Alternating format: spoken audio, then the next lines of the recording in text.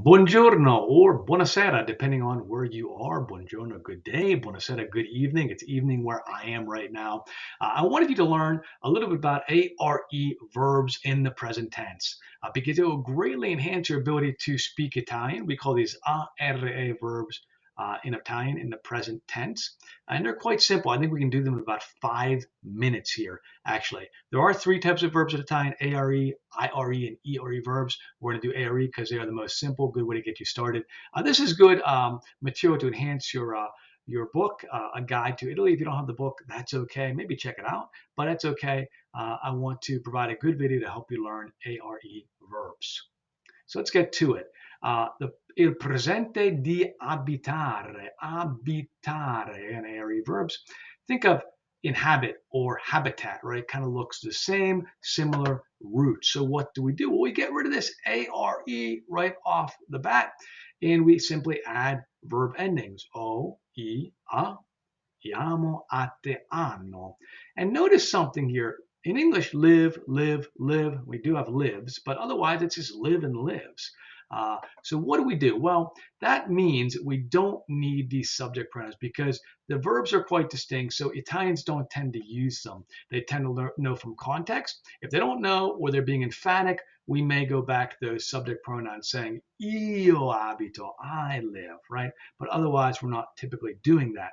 So let me go through now and just run through the conjugations with you. Abito, abiti, abita, abitiamo, abitate, abitano. And one note on this, on you all live in the formal, we tend to stick with the informal for the you plural in Italian. This isn't used that often. Also note that loro and abitano are pronounced the exact same, so I'm not going to repeat these two versions here, okay? But they can mean different things. Going to our next verb, il presente di mangiare. Mangiare, to eat. I imagine you'll be eating every day in Italy, and you'll use this verb a lot because a lot of what we go to Italy to do is to enjoy the really wonderful food. So let me run through this one for you, but there is a little bit of a nuance because it's done the exact same way. We take up this ARA or ARA, ARE rather, in English, and we add the endings. But notice that there's an I here, mangiare, with an extra I, and I simply don't add one, or you could say I take away an I, either way, but I don't have two of them here.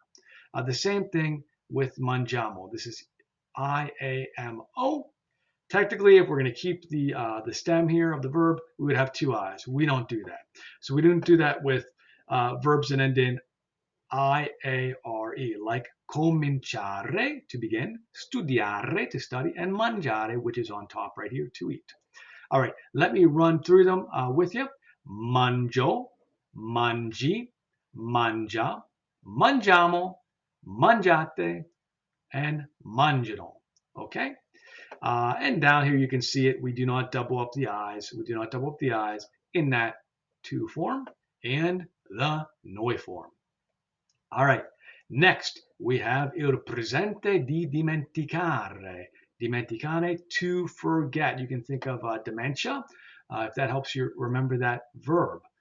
So what do? Well, same thing. We had o, I, a, iamo, ate, ano, and we dropped this ARE. But if you remember from the video on pronunciation, if you haven't seen it, I encourage you to check it out. CA is a hard sound. It's a K sound. But CI, as in think of the word chow, CIO, that's a ch versus a K. So when we have an I after a C, it's a soft sound. To make it hard, we can slip an H in here. And if it helps you think of H for hard, go ahead and do that. And also here, H for hard, because it would be CI. And if we didn't have that here, it would be dimenticamo instead of dimentichiamo. Okay? So let's go through and pronounce the conjugations. Dimentico, dimentichi, dimentica, dimentichiamo, dimenticate, dimenticano. So you'll notice that verbs that end in C-A-R-E or G-A-R-E, because G and C follow similar patterns. We insert this H before the to in noi form. So, tu dimentichi, noi dimentichiamo. Spiegare, to explain. Tu spieghi, noi spieghiamo. And that is how these are pronounced and how they're spelled as well. All right, moving on to our next slide. Here's a list of regular ARE verbs, or ARE verbi. These are great because same thing, take out the ARE, take out the ARE, take out the ARE, etc. Work your way down the list and you can really enhance and expand the way you are speaking. Couple examples. Abito a Milano. I live in Milan. Studio ogni giorno. You study every day. Mangio con Maria domani. I eat with Maria tomorrow. Cerco un libro. I'm searching for a book.